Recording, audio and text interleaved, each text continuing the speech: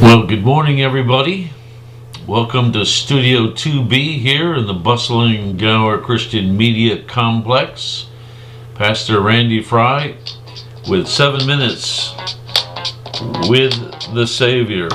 And guess what? Just then I get a call.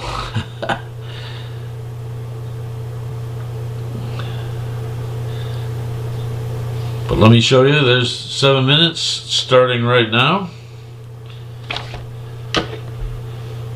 Grateful that you're with us today. You know, trust has been on my mind the last couple of days. And we've got some trust issues, honestly, in throughout this whole experience with the coronavirus precautions. We get conflicting information from various government sources, different communities doing different things. Medical opinions seem to vary. There's difficult in trusting. Who do you trust about medical information right now? Where are the voices that seem to have the handle on the truth? I'm not sure. There's all the murky theories about the origins of the coronavirus to begin with, where it came from and how it got out. And on top of that, I think some of us are starting to feel that pinch of resources. You know, the money might be getting tight. We're getting anxious to get back to working in a normal way, or we're concerned about our jobs. Will there be a job for us? Will that place of business that we worked at even open? So there's lots of trust issues. And this was completely a coincidental timing, or if you believe in coincidences, but I've been reading a book by Dallas Willard, great theologian, Christian.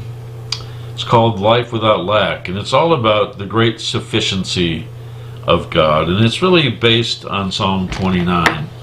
It's a reflection. It's a whole book reflecting on Psalm 23. I don't know, I think I said 29, but it's on Psalm 23. And I'm going to just read that for you today because I think, again, it points to the great sufficiency and the all-sufficiency of God. The Lord is my shepherd, David wrote. There is nothing I lack. He lets me lie down in green pastures. He leads me beside quiet waters.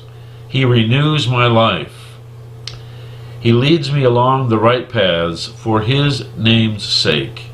Even when I go through the darkest valley, I fear no danger, for You are with me. Your rod and Your staff, they comfort me. You prepare a table before me in the presence of my enemies. You anoint my head with oil. My cup overflows. Only goodness and faithful love will pursue me all the days of my life, and I will dwell in the house of the Lord forever. What amazing words, and important words for us to hear in moments like these, in seasons. This is bigger than a moment, isn't it? This is a season that we're in.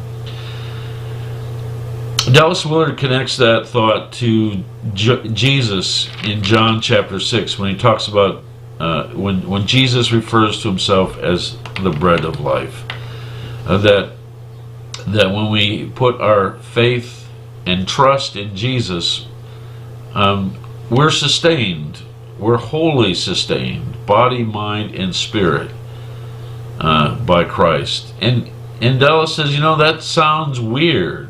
And in the language that Jesus used, about feeding on Himself, sounds weird.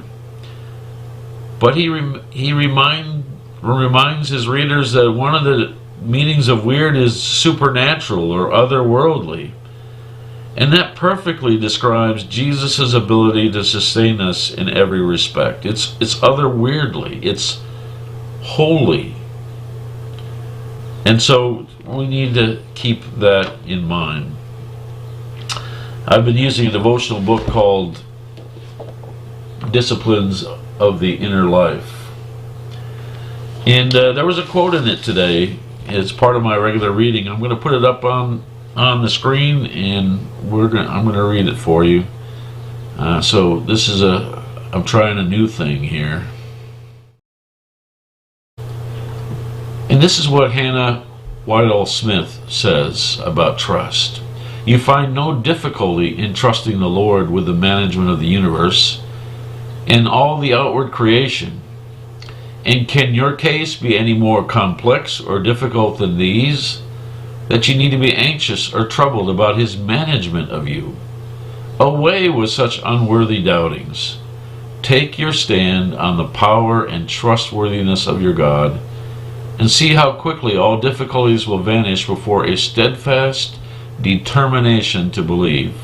Trust in the dark, trust in the light, trust at night, and trust in the morning, and you will find that the faith which may begin by mighty effort will end sooner or later by becoming the easy and natural habit of the soul. I just love those words, and I think it's important words for us to hear. Just the importance of trusting and believing in the all-sufficiency of Christ.